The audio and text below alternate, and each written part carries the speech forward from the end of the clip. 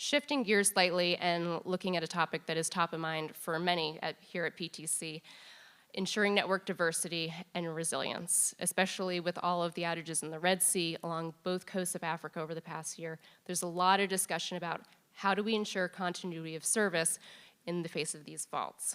Well, there are a few ways to approach it. You can look at diversity by route, by supplier or path, by geographic corridor. But all of these strategies do have price implications, so let's take a closer look. Looking first at diversity by route. So here we've highlighted diverse paths on the Trans-Pacific route.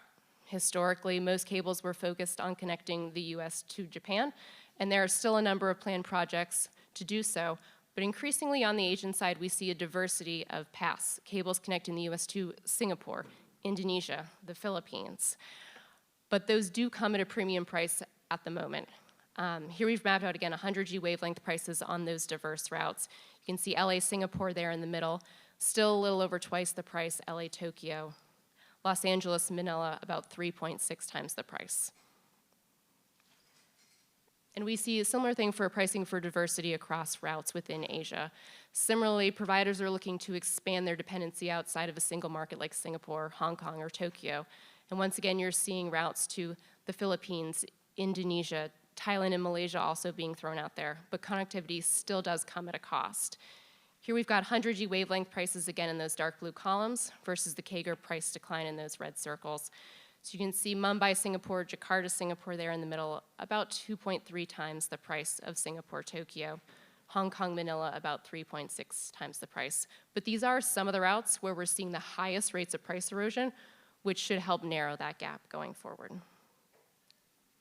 You could also look at diversity by supplier or path, so purchasing capacity on multiple cables within a given route across suppliers. Here we've mapped out the reported range of pricing for 100G waves on Johannesburg, London in that shaded blue area versus the weighted median price in the red. You can see still a range reported in the market, and prices do vary by provider for a number of reasons. Their regional strength, the customer segment they serve, are they operating on an older or newer submarine cable system? And for Johannesburg, London in particular, how are those cables being routed? Along the east coast of Africa, you may incur expensive cross-connect fees in markets like Djibouti, whereas cables that are routed along the west coast often avoid those fees. They record some of the lowest prices in our range here. And finally, pricing for diversity by geographic corridor. Providers may decide to route their traffic in two entirely different directions around the world to ensure diversity.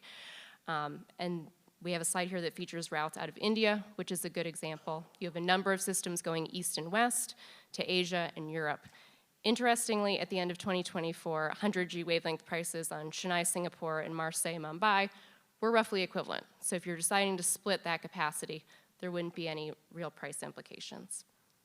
But that isn't always the case. Here we've featured a few routes leaving Australia. So historically, a lot of capacity going towards North America. With the launch of ASC and Indigo a number of years ago, that provided a new geographic routing option up to Asia. And there's certainly price implications here. At the end of 2024, 100G wavelength prices on Sydney, Singapore were about 40% less than LA, Singapore. So certainly a compelling option cost-wise to split that traffic. So a number of strategies if you're looking to ensure network diversity and resilience, but price should be a consideration when taking a look at all of the options.